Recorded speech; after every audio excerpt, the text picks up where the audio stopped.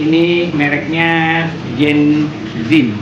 Genzim ini adalah salah satu produk hasil dari recycle atau hasil berbahan dari ekozim ya. Nah, ekoenzim ini adalah dari sampah organik yang dibuat menjadi ini adalah hand soap ini ya, cuci piring, kemudian banyak produk-produk turunannya lagi yang menjadi produk yang ramah lingkungan, dan ini bahannya dari sampah organik. Nah, saya pikir ini menjadi salah satu kreativitas daripada Gen Z yang dalam hal ini anak-anak yang masih SMA. Produknya cukup bagus, kemasannya bagus, jadi sehingga ini menjadi motivasi bagi anak-anak Gen Z yang lainnya yang dengan masih muda sudah punya kreativitas dan menghasilkan. Dan ini adalah produk UMKM dari anak-anak Gen Z. Mudah-mudahan ini produk bisa mendunia. Prolog lah ya, kenapa yang hari ini kita tampilkan ini sebenarnya hasil dasarnya adalah sampah yang tadi itu, yang kulit buah, sayur, semacam itu ya, sampah-sampah organik. Nah, ini produk sabun ini bahan dasarnya ini Bu, koenzim. Ini koenzim, cairan si serbaguna. Ini nanti kita bahas. Oke. Kita masuk ke sini dulu Bu. Jadi ini tadi pagi foto ini, tapi yang sebelah sini adalah foto produksi sebelumnya. Jadi yang sebelah sini konsentrasi di sabun, yang di situ ada hand sanitizer, ada desinfektan, gitu ya. Hand sanitizer itu kalau zaman COVID kan kita pakai ya. Nah itu kita pakai. Dan bahan dasarnya ini juga sama. Nah kemudian nah ini kenalan Bu, jadi saya selaku penggiat sains ASN di Kuburaya juga suka jadi mulung Bu, jadi pemulung saya di Bu. Jadi ngangkutin sampah-sampah tuh ya, teman-teman gabung ya dengan teman-teman komunitas lah. Jadi saya punya channel Bank Sampah Maju Bahagia, mudah-mudahan Ibu ini bisa bantu untuk lihat, tonton, dan di like, komen, dan share. Di situ udah banyak video-video tentang edukasi, kemudian ada podcast, ada macam-macam lah. Jadi itu kemudian ini hanya sharing saja, mengingatkan ya bahwa kita di sampah itu sampah organik, kemudian anorganik, kemudian sampah B3. Nah ini yang kayaknya di depan sudah ada 3 minimal ya, di balai ini ada tong sampah terpilahnya. Kemudian ini anorganik, jadi Bank Sampah Maju Bahagia tadi itu kita kelompokkan menjadi ini. Jadi kita terima nih sampah kaca ya, botol-botol lah. Nah, kemudian ini sampah logam, kita sampah plastik, kemudian sampah residu itu yang udah enggak ini ya, TPA akhirnya, sampah kertas, kemudian sampah organik, kan kita ini, kemudian sampah B3. Nah, kompos, jadi sampah organik diolah. Nah, ini kemarin yang di Sungai Rengas tuh PUC kita sana, kemudian manfaatkan kompos untuk sekolah. Jadi ada sekolah-sekolah adiwiyata juga kita sudah masuk. Kemudian ekoenzim, kemudian budidaya mangkok lagi dikembangkan oleh teman-teman, lagi mulai dikembangkan. Nah ini hasil produk Bank Sampah Maju Bahagia tuh. Ini kerajinan daur ulang. Jadi waktu PKK ini tahun-tahun sebelumnya ya, tapi yang tahun tadi di PKK Kecamatan Sungai Raya itu 21 desa itu menampilkan produk rancangan daur ulang limbah plastik ya.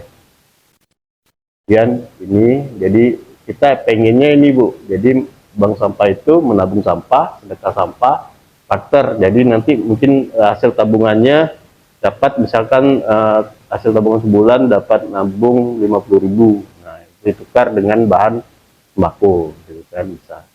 Jadi sembakonya sebenarnya dari sampah kan belinya.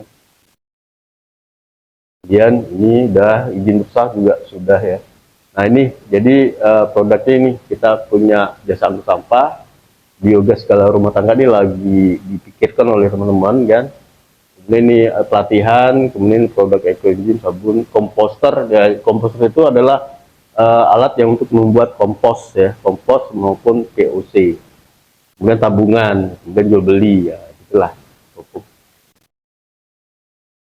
Ini ya kan karena isu lingkungan kan, kalau kota udah dilarang kan, minimarket apa di Alfa dan Indo sudah dilarang untuk plastik kan, jadi bawa sendiri kan. Nah, jadi pembatasan penggunaan sampah plastik.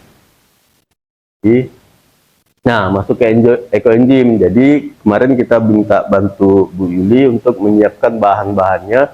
Apa yang kami siapkan, saya minta sampah organik ya, sampah organik, kemudian gula merah 1 kilo, dan bahan lain sudah kita bawa ada insya Allah. Jadi perbandingannya 1, 3, 10. 1 kilonya gula merah, 3 kilonya sampah organik, kemudian air ya. Nah, itu. Sama pembuatan nih, prinsipnya adalah fermentasi. Waktu selesai panen itu selama 3 bulan full, tidak boleh kurang, lebih boleh. Lebih baik. Jadi 3 bulan. Misalkan kita buat hari ini Desember, berarti kita panen sekitar bulan Februari atau di awal Maret. Gitu ya. Nah, ini 3 bulan Bu. Kemarin saya biarkan sampai ini berapa bulan ya Izwara? Hampir 5 bulan. Jadi kita lepas hasil ini nih. Ini tadi pagi nih baru dituang, dipanen 5 bulan si ekoenzimnya. Kemudian, nah ini Bu, jadi peneliti awal tentang si ekoenzim itu adalah Dr. Osvan Pompang. Nah, itu Filipina. Jadi beliau ini adalah seorang peneliti. Jadi sebenarnya beliau sudah meneliti si ekoenzim ini dari tahun 1980. Sekarang berapa tuh? Berapa tahun ya? 45 tahunan. Ya, 1980 itu sesuai dengan tahun lahirnya saya sama Bu Yuli kayaknya. Kan? Nah, jadi 1980 itu berarti udah 45 tahun ya, kurang lebih sekarang. Nah, jadi kalau dilihat perjalanan waktunya kan berarti si ekoenzim udah 45 tahun yang lalu diteliti gitu kan. Padahal bahan-bahannya sederhana kan. Nah, kemudian dari si ibu ini pindah ke ibu ini nih, orang Malaysia, orang ini peneliti di Penang, Malaysia. Jadi disebarluaskan, diperkenalkan secara luas oleh beliau. Ini. Dan si ekoenzim ini sebenarnya komunitasnya dari daerah, nasional sampai dunia, ada komunitasnya. Gitu ya. Nah, mengapa ekoenzim? Nah, ya. Jadi kenapa kita pengen semakin banyak orang yang tahu tentang manfaat dan cara buat ekoenzim? Ya ini ya. Jadi di TPA kita itu, nah di TPA itu tempat pemrosesan akhir sampah, pengolahan sampah akhir ya. Nah di TPA itu ternyata sekitar, kalau data sekarang sih 50-60% ya, berdasarkan data Sistem Informasi Pengolahan Sampah Nasional tahun 2024 ya. Jadi 50-60% itu sampah terbuang adalah sampah organik. Nah, kemudian apa yang terjadi? Karena di setiap TPA itu menimbulkan bau tidak sedap di lingkungan, mengurangi tingkat daur ulang plastik. Artinya kualitas sampah plastik kita tuh ketika masuk ke TPA itu tidak bagus lagi, jauh dari ketika kita memang sudah melakukan pemilahan dari rumah. Jadi sampah botol ini nih, kalau di TPA kan udah jelek nih, maksudnya kotor ya kotor, benar-benar kotor gitu kan. Nah, jadi kalau udah masuk ke TPA kan bercampur tadi itu dengan sampah-sampah organik, hingga hasil dari pemulung itu kualitasnya lebih pemulung yang ada di TPA itu agak kurang baik lah dari ketika kita melakukan pemilahan dari rumah. Nah, karena pembusukan sampah organik itu menghasilkan gas metan. Nah, di gas metan tadi nih yang saya cerita ini pernah kejadian di tahun 2005. Ini adalah TPA di Desa Lewi Gajah di Jawa Barat. Nah, longsor sehingga makan jiwa itu. TPA ini longsor kayak bukit longsor gitu ya, tanah longsor sehingga pada kejadian ini adalah diperingati sebagai latar belakangnya sebagai Hari Peduli Sampah Nasional, karena kejadian TPA Lili Gajah ini itu memakan korban jiwa hampir 200 jiwa meninggal gara-gara sampah. Kan nggak masuk di akal lagi gitu kan, sampah kok bisa buat meninggal gitu kan. Nah, jadi ini Lili Gajah sehingga daerah ini sudah habis ya, desa itu tutup dengan ini, akhirnya jadi masalah. Jadi diperingati tiap tahunnya di tanggal 26 ya, 26 Februari itu diperingati sebagai Hari Sampah Nasional. Latar belakangnya ini.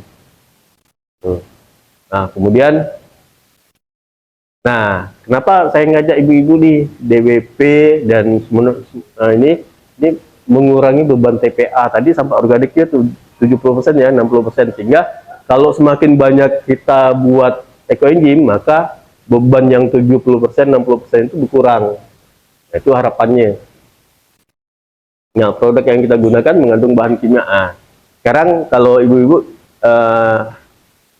ngepel lantai pakai karbol ya, karbol atau apa merek-mereknya itulah kan. Kemudian cuci piringnya, handstop, itu kan pakai bahan-bahan kimia ya. Nah, si produk-produk bahan kimia ini itu nih, jadi kita latar belakangnya ya. Jadi dia bisa mencemari juga kan lingkungan, tanah, laut gitu ya, air. Botol-botol tadi nih, botol-botol kemasan tadi nih yang bahan kimia ini kan. Kemudian si ekoenzim, bahan, nah ini sabunnya, jadi ramah lingkungan. Tadi kan bahan kimia. Nah, sekarang kita pakai si apa merek kita nih, Genzim. Nah, jadi Genzim. Kemudian nih. Nah, ini ya beban TPA, gaya hidup kimia sintetis. Jadi, nah, masuk ke sini nih cara buatnya. Mungkin Izwar bisa bantu Izwar ditampilkan saja bahan-bahannya. Jadi kita cara buatnya, kemudian bahan apa yang diperlukan, nanti kita coba sekalian. Nah ya, jadi ingat tadi ya perbandingannya 1, 3, 10. Nah, ini bahan organik ya. Ini kita cepat saja. Jumlah gula merah yang paling bagus pakai. Kita minta bantu. Karena dia untuk bahan makanan si bakteri pengurai, bakteri baiknya. Jadi media nutrisi. Bisa gula tebu, gula putih juga boleh. Bisa, tapi disarankan lebih baiknya tetap 1, 3, 10 itulah rumusnya. Nah, itu ya. Nggak boleh. Nah, jadi wadah si galon airnya. Nah, oke ya, itu dulu ya. Nanti kita praktek sambil ini kenalkan selayang pandang biar cepat aja. Kemudian ini bahan pembuatan ekoenzim gitu kan. Jadi tadi ini sayur sebenarnya boleh, takutnya kemarin saya minta bantu Bu Willy bawa sisa sayur, nanti dominan sayurnya pula nanti yang terbawa kan. Nah, jadi kita pengen dominannya sebenarnya kulit buah. Jadi sebenarnya buahnya nggak boleh busuk. Maksudnya habis kayak kita makan jeruk kan, baru kulitnya yang kita simpan gitu. Ini wadah. Kemudian kategori buah dan sayur. Boleh kan? Nah, itu. Iya. Nah, enggak apa-apa. Ini kan biar tahu ya. Nah, ini ya, saya izin cepat ya ini ya. Nanti kita praktek. Nanti kan materinya bisa, kalau memang di ini ada, nanti saya share. Udah saya share buka ini kan. Nah, air yang bisa digunakan tuh air sumur, air hujan, air buangan AC, air isi ulang. Galon ya maksudnya ya. Kemudian air pump. Air pump tuh sebenarnya sedikit tidak dianjurkan karena mengandung kapaurit. Boleh digunakan ketika diendapkan selama seharian. Besoknya baru digunakan galon. Jadi yang saya bawa ini kita pakai wadah galon mineral nih. Jadi yang ini dari rumah nih, kebetulan di rumah saya itu pakai sumur bor. Ini air sumur bor, Kak, Bu. Nah, sumur bor samping rumah saya kan orang tua saya itu belahan dengan orang tua itu pakai PDAM. Nah, ini pakai sumur bor, ya. Nggak jelek-jelek bener kan? Sumur bornya nggak apa ya, nggak kuning gitu kan? Biasanya kuning. Oke. Ini kita wadah, kalau air mineral ini kan 15 liter. 15 liter, air yang kita siapkan ini 9 liter karena 60% dari wadah. Tadi kan, hitungannya. Jadi karena kenapa? Karena harus ada ruang karena nanti kan fermentasi di awal-awal kan gasnya banyak tuh.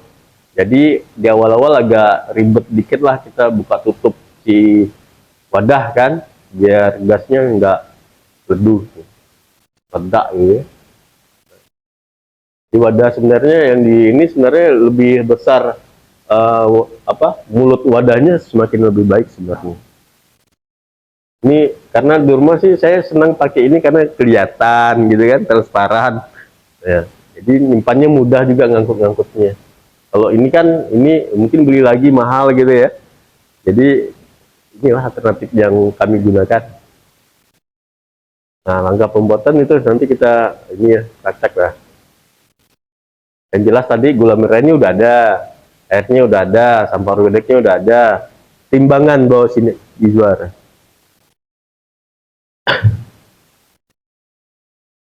Nah, kemudian lokasi penyimpanan disarankan tidak terkena sinar matahari langsung.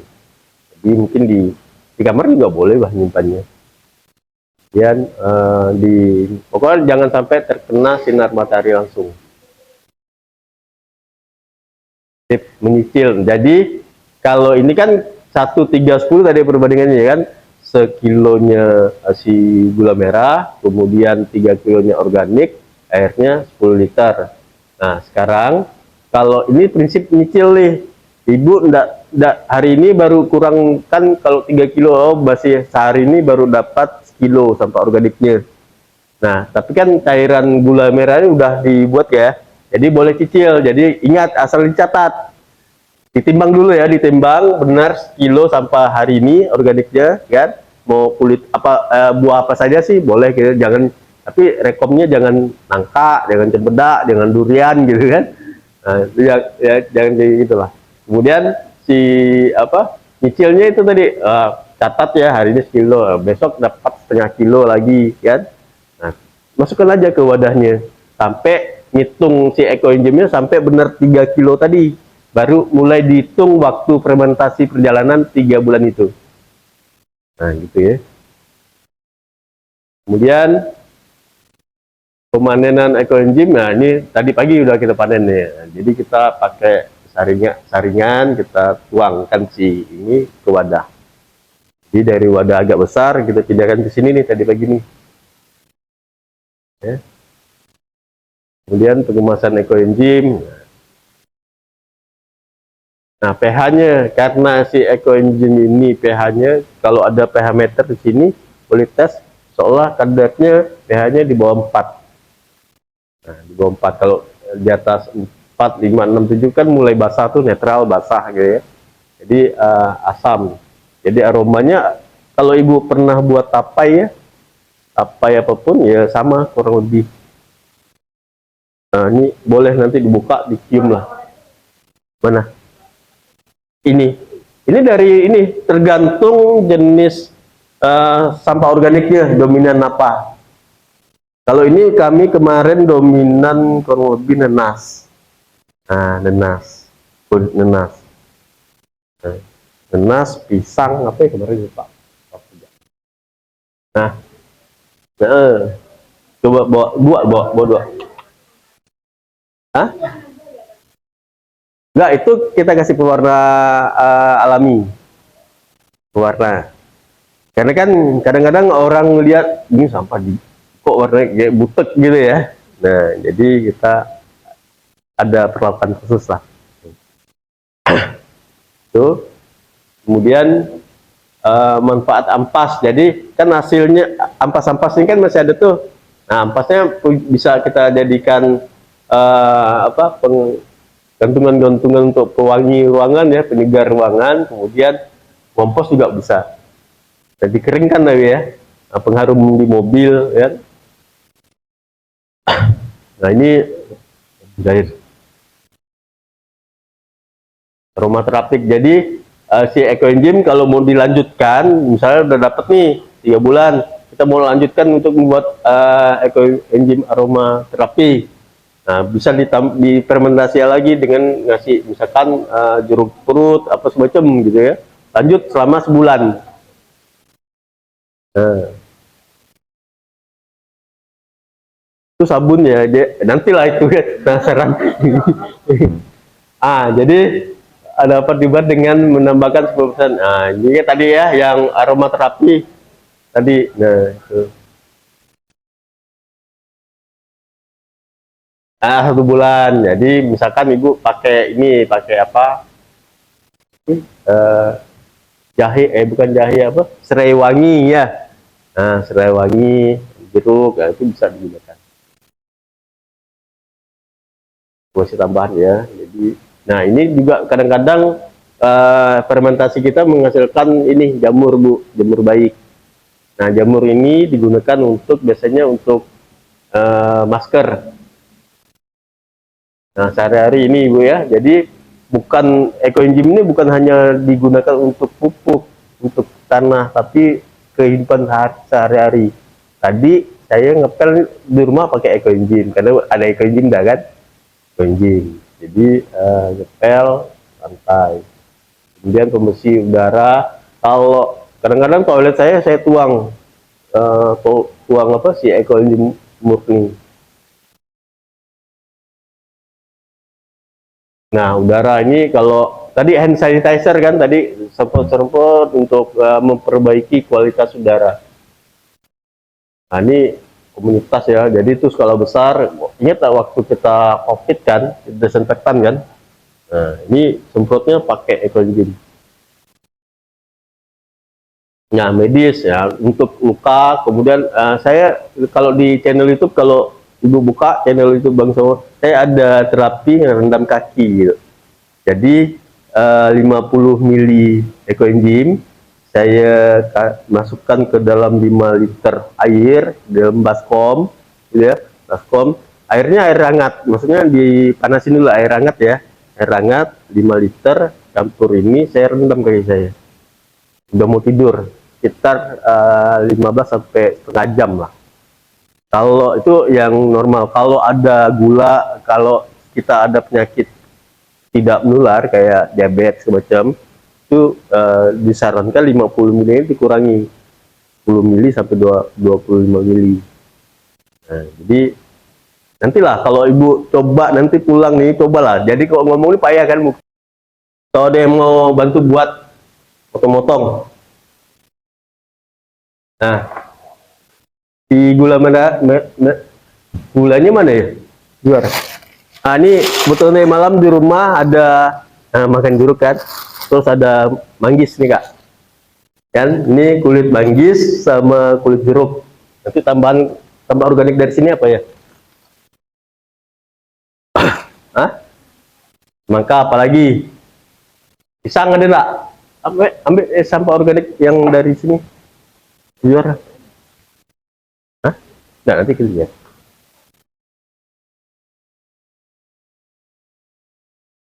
Tiga tutup jak. Nah, bulan pertama jak. Reaksinya. Enggak, tiap hari enggak apa-apa. 3 hari sekali. Pokoknya ingat jak, buka. Tapi bukanya jangan ketika lihat, oh banyak gas nih. Kan nanti dia, apa ya, gas, apa, busa ya. Nampak kan kelihatannya naik tuh kak. Kan? Nah, oh ini berarti bukanya pelan-pelan. Pelan-pelan, jangan biar dia kasih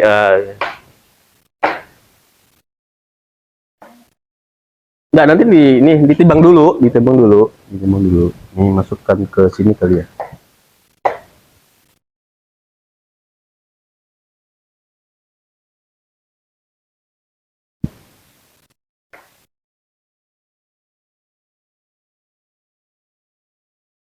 Ini DWP kementerian berarti kan perwakilan. Nah, Bu Sekda juga pengen sih membuat kayak gini juga, acara kayak gini nih.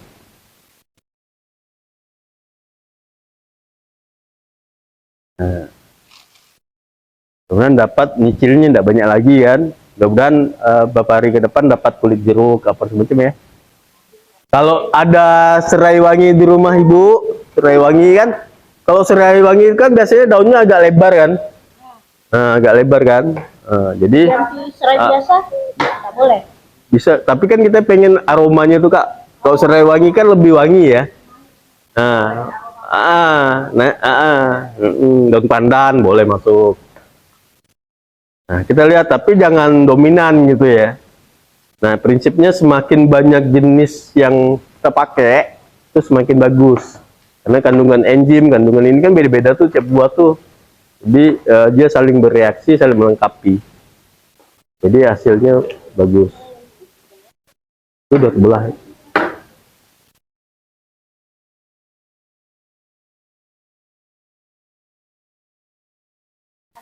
Nah, kulit pisang juga bisa, kulit pisang. Manggil, ini musim rambutan juga, kulit rambutan boleh.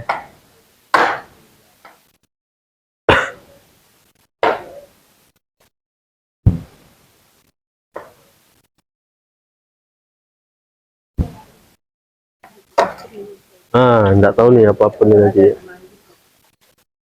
Belum.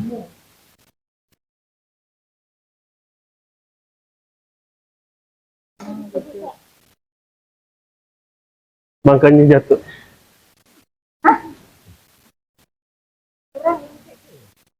Dua satu ya.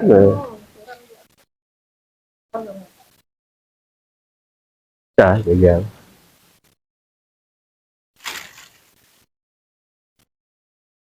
Kan musim buah nih kan, gitu kan?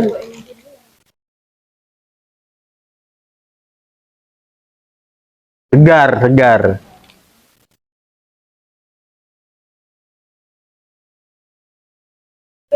Itu yang dua itu bagus ya Bu ya.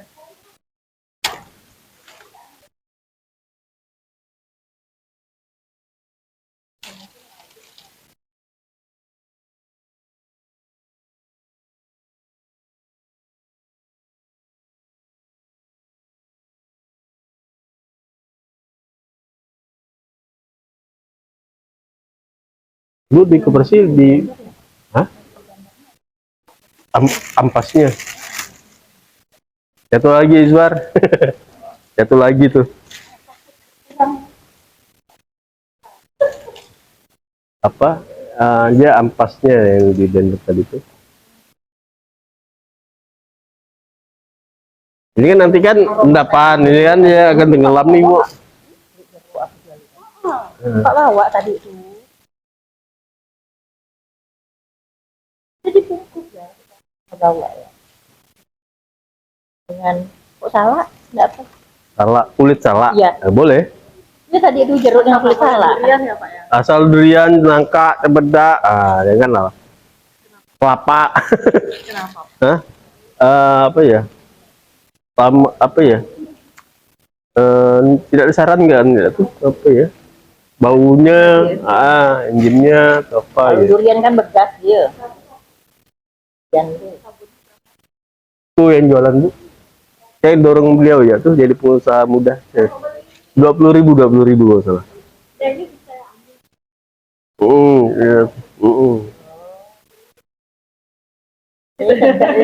jadi gratisan.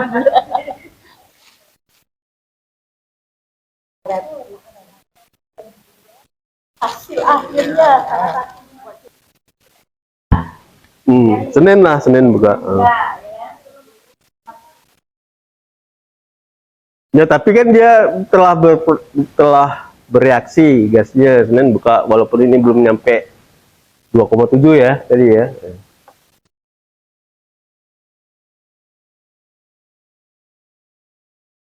Saya ngajak Dharma wanita bersatu.